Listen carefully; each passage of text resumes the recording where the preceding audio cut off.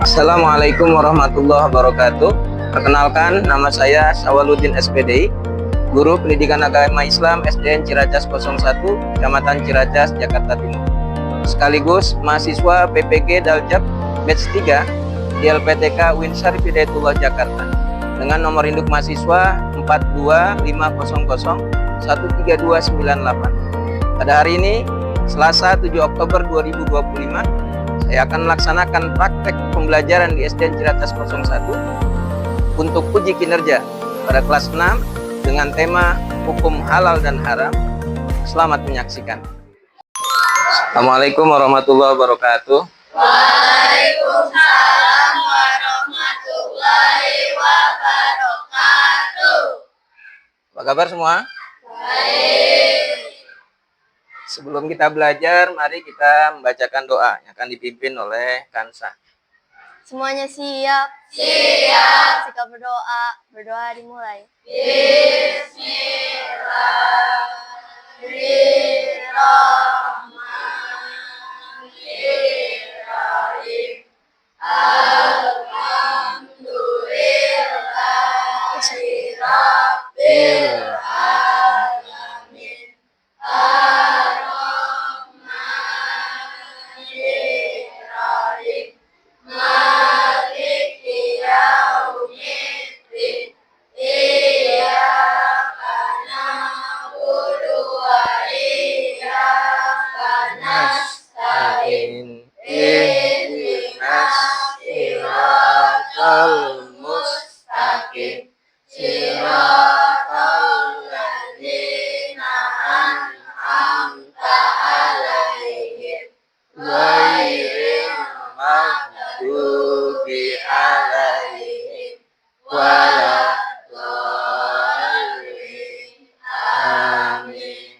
Raditu billahi rabban wa bil islami dinan wa bi Muhammadin nabiyya wa rasulah. Rabbi zidni ilma warzuqni fahma waj'alni minas sholihin. Memberi salam. Assalamualaikum warahmatullahi wabarakatuh. Waalaikumsalam warahmatullahi wabarakatuh. Hari ini ada yang tidak masuk? Ada. Siapa? Rahma. Rahma Hafiz. Ada keterangan sakit atau apa? Tidak ada. Nanti biar diperiksa lagi apakah orang tuanya izin.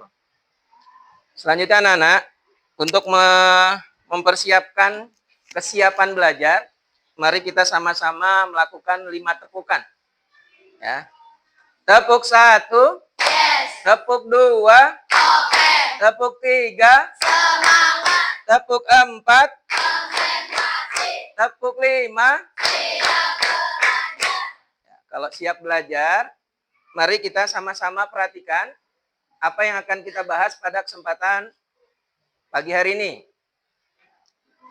Kita sudah masuk pembahasan yang ketiga tentang hukum halal dan haram. Ya. Kemarin kita pelajari apa itu halal, apa itu haram. Secara umum, halal itu adalah sesuatu atau kegiatan yang diizinkan atau diperbolehkan oleh syariat Islam, digunakan dan dilaksanakan. Jadi ada digunakan dan dilaksanakan. Tapi secara khusus, ada 3. Digunakan, dikonsumsi, dan dilakukan. Kalau digunakan berarti berkaitan dengan barang, pakaian, apapun ya. Kalau yang dikonsumsi berkaitan dengan makan dan minum. Nah, kalau yang dilaksanakan adalah sesuatu kegiatan. Nah, kemarin kita pelajari tentang dasar hukum halal dan haram. Dasar hukum halal dan haramnya, ya, tujuan pembelajaran yang kemarin sudah kita ingatkan, pertama menjelaskan definisi halal dan haram. Yang kedua, menyebutkan dasar hukum. Itu sudah kita pelajari. Yang ketiga, menjelaskan sebab-sebab halal dan haram. Nah, ini yang akan kita pelajari hari ini. Yang keempat, setelah kita tahu definisi, sumber hukum, kemudian sebab-sebab halal dan haram, maka yang diharapkan bisa diterapkan dalam kehidupan sehari-hari. Ya. Nah, tadi sudah kita sampaikan bahwa definisi halal dan haram sesuatu yang diperbolehkan oleh syariat Islam atau oleh agama kita. Apa yang diperbolehkan, digunakan dan dilaksanakan. Secara khusus, digunakan, dikonsumsi atau dilakukan. Atau simpelnya, kalau halal itu artinya boleh. Kalau haram itu tidak boleh. Berarti kalau sesuatu yang boleh baru dilakukan. Kalau yang tidak boleh jangan dilakukan. Nah, sumber hukumnya apa kemarin? Yang pertama, sumber hukum yang utama dari agama Islam adalah Al-Quran. Al-Quran itu apa? Kalau bagi kita umat Islam, Al-Quran itu sebagai apa? Kitab suci. Apalagi? Pedoman hidup. Jadi kalau hidup itu ada pedomannya. Kalau mau mengikuti itu, pedoman yang benar adalah mengikuti pedoman Al-Quran. Nah, yang kedua hadis. Kalau Al-Quran sifatnya global. Misalnya ada perintah wudhu. Ya. Nanti bagaimana caranya wudhu? Ada kumur-kumur, ada istinsak, memasukkan air ke hidung, ada cuci muka. Itu dijelaskan di dalam hadis. Jadi hadis itu menjelaskan apa yang tidak dijelaskan oleh Al-Quran. Nah, kalau segala sesuatu itu nggak ada di Quran secara langsung, tidak ada di dalam hadis secara langsung, nanti kita menentukan dari mana? Dari ijtihad. Ya, ijtihad itu adalah yang kemarin disebutkan, ijtihad adalah usaha keras yang dilakukan oleh para ulama atau orang-orang yang paham tentang agama untuk menemukan jawaban atas masalah-masalah baru. Ya, yang dulu nggak ada di zaman Nabi, sekarang ada. Terus hukumnya gimana nih? Kalau dilihat di Al-Quran secara langsung, mungkin nggak ada secara langsungnya. Tapi kalau diperdalam lagi ada. Di hadis juga nggak ada, karena belum terjadi. Apa contohnya kemarin? Bayi tabung. Ini bayi di dalam tabung. Ya, dulu nggak ada zaman Nabi bayi tabung istilahnya. Akhirnya ulama berijtihad. Berpikir secara khusus, menemukan apa hukum bayi tabung. Ternyata hukum bayi tabung itu boleh selama sesuai dengan ketentuan. Contohnya apa? Spermanya harus sama. Dari ibu dan bapak yang sama. Bukan diambil dari orang lain. Kalau diambil dari orang lain, maka hukumnya menjadi haram. Karena nanti nasabnya bingung dong. Ini anaknya siapa? Orang janin yang dimasukkan itu bukan punya bapaknya, bukan punya ibunya. Jadi ketentuan-ketentuan gitu. Selama sesuai ketentuan, maka hukum bayi tabung berhukum boleh atau halal. Itu contoh ijtihad. Nah, sekarang kita memasuki apa sih penyebabnya halal dan haram. Contoh, makan kodok halal atau haram? Nih, di sini ada gambar-gambar nih. Ya, gambar-gambar, ada binatang, ada makanan, ada minuman. Sebenarnya ada lagi pekerjaan. Ya. Dari sekian banyak gambar, kamu bisa menentukan ini halal, ini haram. Dari mana dasarnya gitu? Semua kan harus dasarnya. Oh, di Quran ada nih begini nggak boleh. Oh, di hadis ada gini nggak boleh. Baru ditentukan, oh ini halal dan haram. Sekarang seberapa penting sih, Nak, mengetahui halal dan haram itu? Kira-kira seberapa penting? Ada yang bisa jawab? Kalau mengaku seorang muslim atau mukmin, muslimah atau mukminah, ya, penting sekali semua yang ada di hidupnya adalah harus yang sesuai atau halal dan haram. Jadi kalau halal dilakukan, kalau haram jangan dilakukan. Jadi penting sekali tuh. Orang kalau mengkonsumsi yang haram, doanya diterima nggak sama Allah Ta'ala? Nggak diterima. nggak sampai dia. Kan Pak Guru udah cerita kemarin tentang satu butir kurma yang dimakan yang bukan haknya. Akhirnya doanya terpending, nggak sampai ke Allah Ta'ala. Nah, kita kepingin doa kita didengar, kepingin hidup kita teratur, bahagia. Kalau pengen seperti itu, penting sekali mengetahui tentang halal dan haram. Sudah halalkah yang dimakan? Sudah halalkah yang diperbuat? Sudah halalkah yang digunakan? Semua harus kita perhatikan. Nah, sekarang sebab-sebabnya nih. Kita masuk ke fokus bahasan. Sebab-sebab halal dan haram. Ada 3 di sini. Yang pertama, halal dan haram dari zat asal. Jadi kalau zat asalnya itu, berarti apapun yang berkaitan dengan itu hukumnya haram. Ya. Yang kedua, halal dan haram dari sifat asal. Jadi sifat asalnya kayak apa? Baik apa buruk? Jahat atau tidak? Syirik atau tidak? Gitu ya. Nah, ketika sifat asalnya sesuatu yang tidak baik, itu pasti menentukan hukum halal dan haram. Yang ketiga, halal dari segi proses pengerjaan. Ya, nanti kita satu-satu nih. Nah, halal dan haram dari segi zat asal. Ya. Apapun yang berasal dari bangkai, berasal dari darah, dan berasal dari babi, itu berhukum halal. Cuma sayangnya, menyembelihnya tanpa menyebut nama Allah. Karena syarat menyembelih binatang harus menyebut nama Allah. Walaupun bilang Bismillahirrahmanirrahim. Bismillahi Allahu Akbar misalnya gitu, potong. Yang penting 2 saluran itu kepotong. Saluran napas sama saluran makan. Jadi di leher kamu ada 2 nih. Ada saluran napas, ada saluran. Kalau itu udah kepotong, udah langsung mati dia. Walaupun kadang masih berdiri, masih pernah lihat nggak? Apalagi kayak sapi. Udah dipotong, udah emplek-emplek, masih aja jalan tuh. Kerbau. Masih jalan, masih bangun, masih lari-lari, kejar-kejar orang. Ya.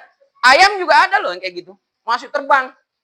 Tapi lama-lama ya napasnya udah keputus, tempat makannya sudah keputus. Tapi ajaibnya Allah Ta'ala, kalau kamu makan nggak masuk ke lubang napas. Kalau masuk ke lubang napas, ngap-ngapan kamu. Padahal jalurnya cuma 2 di sini. Mau makan segede apapun kok bisa aja masuknya ke jalur makan, nggak jalur. Makanya kalau lagi makan boleh nggak ngobrol? Nggak boleh sebenarnya. Karena apa? Khawatir kesedak. Akhirnya ceguk-cegukan tuh. Biasanya cegukan gara-gara apa? Makan yang sambil ngobrol. Gitu ya. Itu ada sesuatu karena makan pas masuk sambil ngobrol. Jadi nggak tuntas gitu. Nah, berarti statusnya ayam mati disembelih tanpa dengan menyebut nama Allah berubah menjadi bangkai. Kalau sudah berubah bangkai jangan dimakan walaupun itu halal awalnya. Yang ketiga darah. Darah itu apa? Contohnya ke orang Bali itu kayak makan marus. Jadi orang Bali itu kalau nyembelih hewan, di bawahnya itu dikasih baskom. Ya biasanya ada lubang nggak? Kalau kamu nonton Idul Adha pernah lihat nggak pemotongan? Ya di bawahnya ada itu kan. Jadi kalau dari zat, apapun yang berasal dari bangkai, darah, dan babi, itu sudah dipastikan haram. Yang kedua, halal haram disebabkan sifat asal. Atau disebut sababi. Sebab berarti. Sebab asalnya. Nah, apa saja? Sesuatu yang buruk, sesuatu yang mencuri, menipu, judi, syirik. Nah, kemarin pelajaran pertama kan kita ada nggak gambar orang lagi buang sampah ke kali? Ada kan? Itu hukumnya apa? Haram. Haram dari sifatnya. Itu perkara buruk loh, buang sampah sembarangan. Belum lagi nanti mencemari air. Kemudian airnya digunakan sama orang minum. Kemudian sakit perut, berak-berak. Jadi dampaknya nggak bagus. Apapun yang buruk, apapun yang berupa syirik, apapun yang merugikan orang lain seperti judi. Tadi Pak Guru lihat, di luar main catur. Main catur boleh nggak? Boleh. Kecuali sudah ada, dari awal udah ngomong, ayo yang kalah bayar 100.000. Misalnya gitu. Yang kalah itu jadi judi namanya. Kalau sudah judi berarti sifat asalnya buruk, nggak bagus. Jadi haram. Yang tadinya main catur boleh, jadi nggak boleh. Kenapa nggak boleh? Karena ada judi di situ. Judi itu sifatnya apa? Pasti ada yang dirugikan. Selama nggak ada yang dirugikan, semuanya sama-sama itu bukan judi namanya. Ya, kamu dapat undian, undian apa? Kamu nggak bayar, nggak apa, tiba-tiba dapat undian, dapat motor gitu. Kamu dirugikan nggak? Ya enggak, orang dapat hadiah. Itu memang sesuatu yang disiapkan sama perusahaan itu untuk apa? Promosi, biar orang tahu, oh saya dapat motor nih dari apa namanya? Dari ciki ini misalnya, dari minuman ini. Kalau kayak gitu nggak masalah, undian tapi nggak ada yang dirugikan. Tapi kalau judi sifatnya pasti salah satu ada yang dirugikan. Ya, yang pertama zat asal. Zat asal 3 tadi ya. Darah, bangkai, babi. Apapun yang berkaitan dengan ini, zat asalnya berarti haram. Yang kedua, sifat asal, sababi. Yang tadi, apapun yang buruk, apapun yang ada unsur judi, menipu, mencuri, atau musyrik, syirik.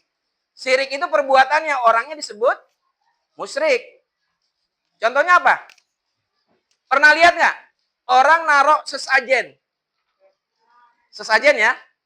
Sesajen itu ditaruh buat meminta sesuatu sama makhluk yang nggak tampak. Yang ada di pohon, yang ada di mana, di batu besar atau apa gitu. Nah, itu sudah kategorinya syirik. Berarti kalau Pak Guru tanya, boleh nggak makan makanan sesajen? Ya nggak boleh, kan syirik itu. Nah, nanti hadisnya ada, Al-Qurannya ada. Nah, jadi sifat asalnya ya, ini di surat Al-Baqarah kalau nggak salah, halaman ayat 203. 203 baru nanti di buku kamu ada. Ya. Jadi yang pertama zat asal, yang kedua sifat asal, yang ketiga adalah proses. Ya. Jadi proses pembuatan, pengerjaan atau cara mendapatkannya. Proses pembuatan, pengerjaan atau cara mendapatkannya itu menentukan halal atau tidaknya sesuatu itu. Contoh, makan ikan gurame boleh nggak? Kamu mau beli nih, lagi jalan-jalan ke pantai, ada orang bakar ikan di situ. Nah, tapi bukan hanya ikan yang dia bakar, termasuk daging babi, ya, yang lainnya dibakar di situ. Nah, kamu beli sama tukangnya itu, Pak, tolong bakarkan ikan gurame. Ternyata pas dibakar ikan gurame, itu bekas pembakaran daging. Prosesnya benar nggak? Nah, nggak benar. Jadi kalau prosesnya melalui apa tempat yang sudah digunakan oleh tadi zat asal si babi tadi sudah haram, maka ikan guramenya karena prosesnya seperti itu berhukum tidak halal, jadi haram. Bukan guramenya, tapi prosesnya, tempat masaknya, panggangannya itu yang menyebabkan haram. Yang kedua, pekerjaan. Ada orang tukang jagal, tahu nggak jagal? Jagal tahu nggak dajal? Jagal. Bukan dajal. Jagal. Jagal itu tukang potong. Di pasar ada pasti jagalnya. Jagal kambing, jagal apa? Ayam. Banyak kan ayam kalau di pasar-pasar kecil. Ternyata ada juga jagal babi. Nah, dia pekerjaannya seorang jagal dan dia jagalnya jagal babi. Ya. Tadi dari zat asal, apapun yang berkaitan dengan babi haram.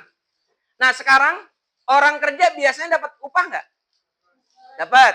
Nah, dari kerjaan jagalnya, dia setiap bulan dapat 2 juta misalnya. Kira-kira ini duit 2 juta ini boleh nggak buat makan, buat beli pakaian, buat beli ini? Apapun yang dia butuhkan, boleh nggak kira-kira? Hah? Karena pekerjaan itu prosesnya dari sesuatu yang haram, maka sesuatu yang dihasilkan pun menjadi haram. Terus solusinya gimana? Cari kerjaan lain. Ya, walaupun mungkin digaji gede, tapi sesuatu yang haram ya jangan. Nggak ada berkahnya. Masa ya nggak ada, mendingan nyari sampah, tahuan. Istilahnya gitu. Seburuk-buruknya gitu. Yang penting itu kan namanya orang udah buang kan berarti dia nggak akan mencari lagi gitu. Kalau udah dibuang berarti sudah direlakan gitu ya. Jadi hasil dari penjualan, dari kerjaan yang dilakukan dari barang yang haram juga berhukum haram. Makanya tadi Pak Guru bilang, misalnya Homer nih, bukan hanya pabriknya yang haram, yang dosa. Kalau haram berarti identik dengan dosa. Kalau halal berarti pahala gitu aja ya. Nah, semua yang berkaitan dengan pabrik itu, produsen, konsumen, kurirnya, dosa semua. Semua dapat dosa yang sama. Yang bikin dosa, yang nganter sampai ke konsumen dosa, yang jual juga dosa. Nah, makanya kita harus lebih apa lagi? Lebih sensitif. Memilih-milih gitu. Mana yang boleh, mana yang tidak boleh. Ya, itu 3 hal. Sekarang Pak Guru tanya, ada berapa penyebab halal dan haram? Ada berapa? 3. Yang pertama, zat asal. Apa saja zat asal? Bangkai, darah, babi. Ini sesuai dengan surat Al-Baqarah. Innama haramallahu maitata. Maitata itu artinya bangkai. Wadama. Dama itu adalah darah. Walahmal khinjir. Dan daging babi. Berarti 3 tuh. Dari Al-Quran udah merangkan seperti itu. Berarti 3 hal itu haram. Berarti zat asal. Apapun yang berkaitan dengan 3 tadi. Semuanya haram. Yang kedua. Sifat asal. Sifat asalnya harus apa? Yang buruk. Yang jahat. Yang sirik. Judi ya. Ini gambaran 4 aja deh.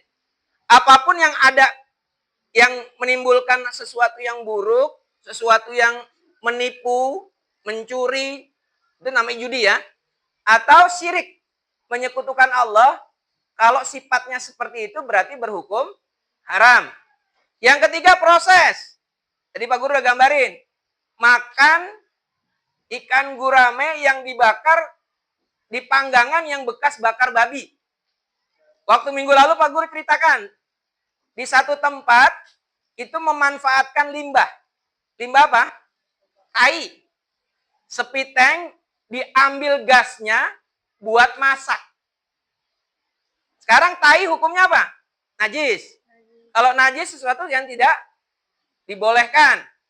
Ketika asap pembakaran dari gas yang diambil dari tai, berarti asapnya juga berhukum najis. Karena keluar dari barang yang najis. Tapi boleh nggak digunakan? Boleh.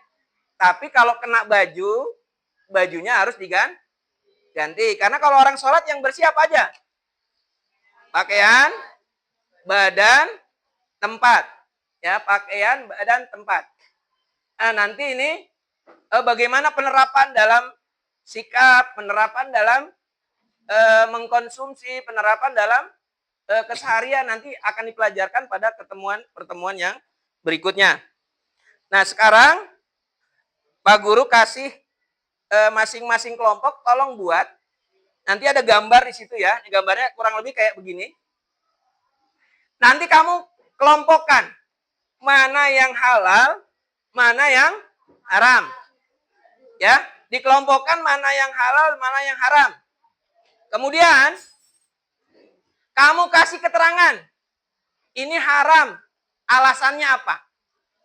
Oh, zat asal. Ya.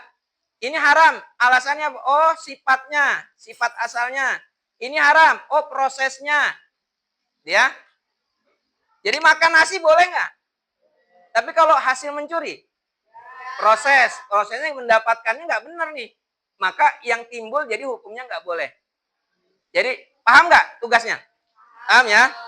Ini Pak Guru bagi satu-satu, satu kelompok satu, nanti ada gambarnya, ada 5 gambar kalau nggak salah. Jadi tolong bagi masing-masing, bagi tugas. Mana yang gunting, mana yang nempel, mana yang nulis. Ya, satu kelompok satu. Sebagus mungkin nanti akan dinilai. Itu hasil kerja kelompok kalian.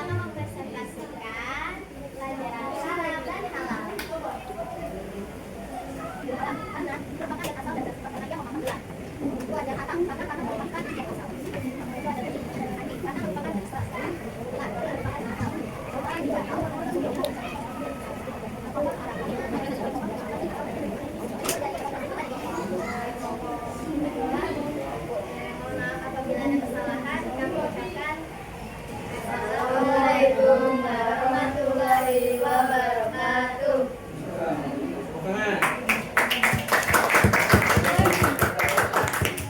Nah, berikutnya. Assalamualaikum warahmatullahi wabarakatuh.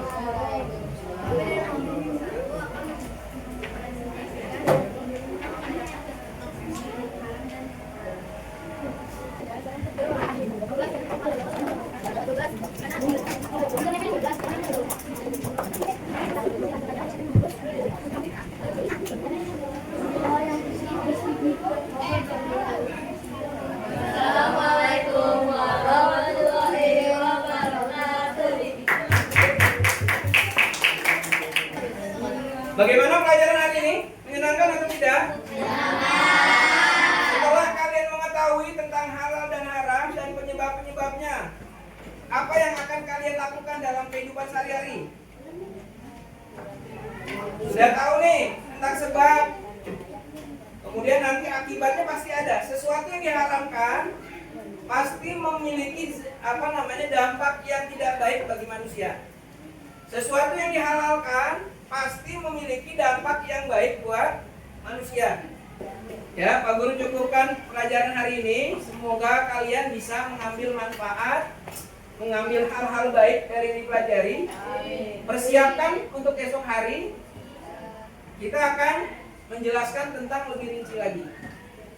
Mari sama-sama berdoa yang dipimpin oleh ketua kelas. Dipersilakan.